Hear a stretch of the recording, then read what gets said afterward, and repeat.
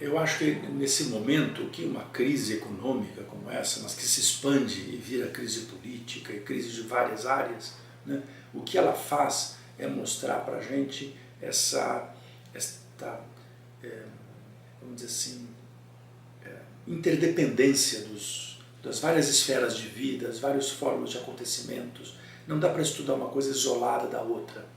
É preciso, de alguma maneira, integrar. Claro, integrar de uma maneira não unívoca, não com uma complementaridade simples, que uma coisa repercute, o fato econômico repercute diretamente num fato econômico, num fato político, ou etc. Mas perceber justamente que essa integração acontece de uma maneira complexa, muitas vezes contraditória, de modo que algo que se manifesta negativamente na esfera econômica pode aparecer com outro caráter na esfera das mentalidades, da cultura, etc. Então essa integração é muito complexa, mas não pode ser perdida de vista. Então existe a tendência, nos últimos tempos da história, a fazer a tal da microhistória, contar pequenos acontecimentos com muita riqueza de detalhe. E acho que isso de fato é uma tendência que não tem por que não acontecer.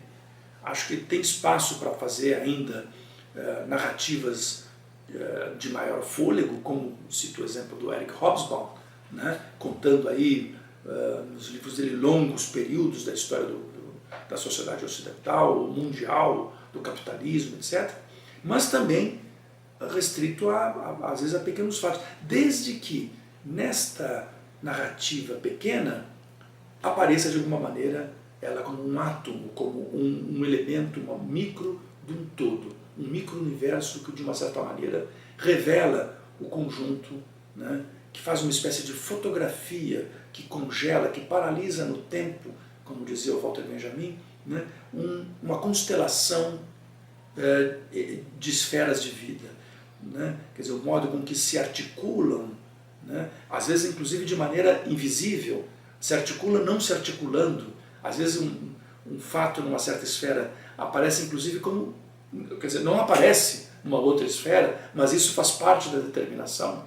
Né? Então, como que desse conjunto de articulações se tem uma constelação, e essa constelação deve aparecer não só nos grandes discursos históricos, né, que tratam de muitos acontecimentos, mas também mesmo no elemento mais específico, mais micro. Né? Eu cito aqui o exemplo dos últimos grandes livros da Emília Viotti da Costa, que faleceu no ano passado, era uma professora que foi muito importante aqui nesse departamento, enquanto a ditadura não tinha caçado ela, nos anos 60, e ela lá nos Estados Unidos fez um negócio tipo, muito bem, o pessoal está fazendo microhistória, eu também vou fazer. Contou a história de uma rebelião de escravos, numa colônia. Né? E aí, mas nessa narrativa desta rebelião aparece tudo. Né? Aparece elementos da economia, da política, das metrópoles, de como é que está o capitalismo no mundo, mentalidades, religião, né, as crenças das pessoas, quer dizer, um conjunto de fatores, todos eles articulados aqui dentro dessa narrativa. Então aí esse trabalho tem um valor enorme. E esse tipo de trabalho, então é uma micro história, mas uma micro história que tem uma função importante, né, em tempos de crise.